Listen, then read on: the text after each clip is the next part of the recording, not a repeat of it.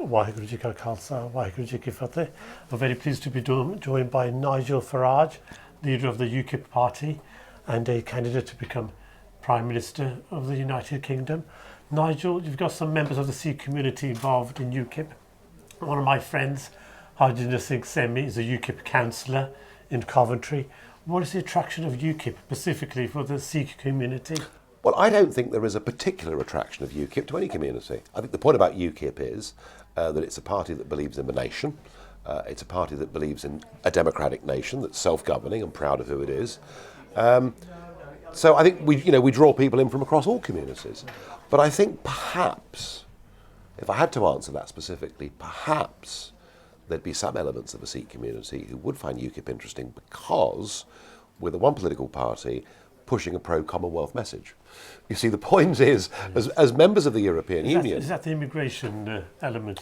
Well, it's not just immigration. There is an immigration argument, you're absolutely right, and the immigration argument is that we have an open door to Southern and Eastern Europe, to 10 former communist countries, and anybody can come, regardless of what skills they can bring, or education standards, or health standards, or any of those things, whereas perhaps there are parts of the world where people find it more difficult to come to this country.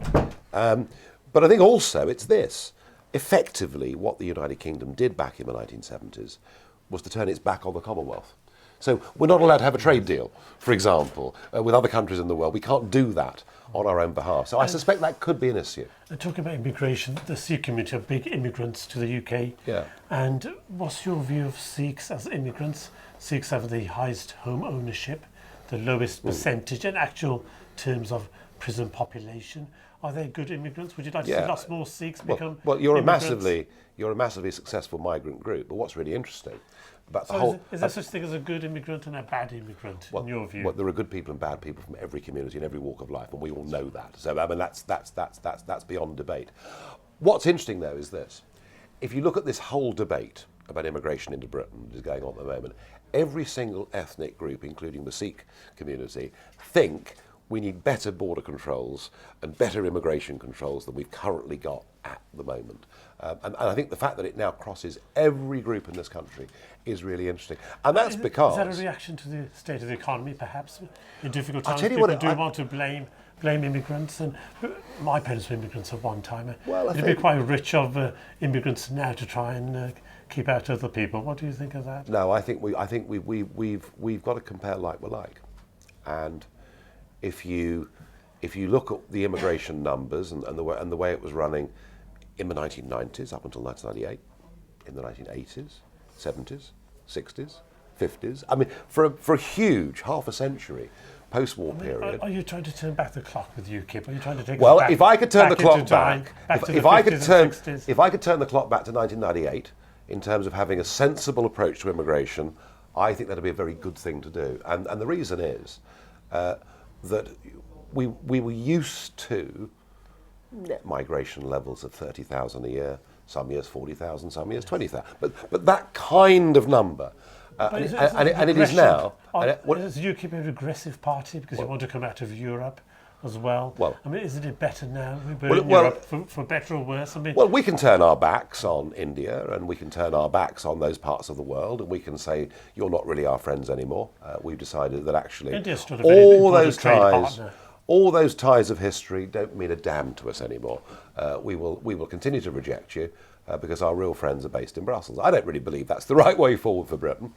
Yes, we do business with India. That's quite right. But we don't have a trade deal with India because we're not allowed to have a trade deal with India. And I think this is where the Commonwealth, which there are 2.2 billion people living within it, I think the Commonwealth does actually have great potential. And it's within parts of the Commonwealth where we see genuine growth. And have you read the Sikh manifesto? I have. The Sikh manifesto calls for greater intervention in schools for the Sikh community. We'd like to see further state schools. What's your view upon the free school system? Because that's been very successful.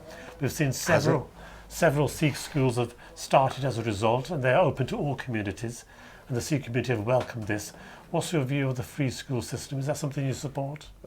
Well, I mean, always, giving schools a chance to start from afresh must be a good thing. But do I see this as the real solution to the education problem? No, I don't. I think that selective education is the way forward. And I think that at a time, when we see social mobility falling as quickly as it is, it's that we should be focusing on.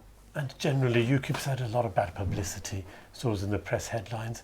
Is there a danger that UKIP is just merely a protest vote and will it fade away after the election? Well, I think they're two different things, to be honest. I mean, firstly, UKIP's had a lot of bad publicity. Yeah, you bet your life it has. We're taking on the establishment. If you take on the establishment in any walk of life, they will give you.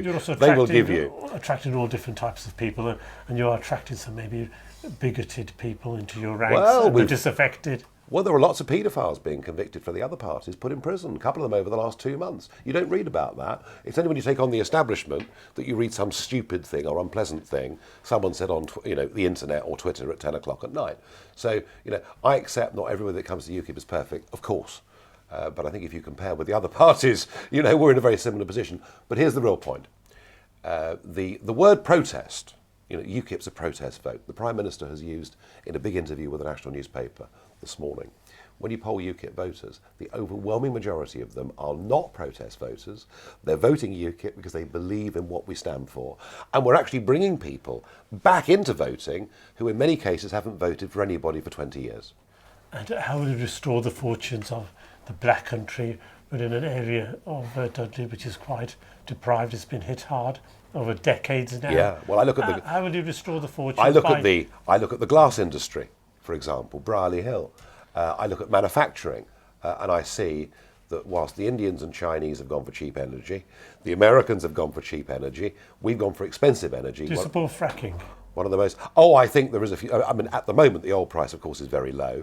Do I think fracking offers us a great future? Yes. Do I think wind farms cost a fortune, add to people's household bills, and damage industries like the glass-making industry? I certainly do.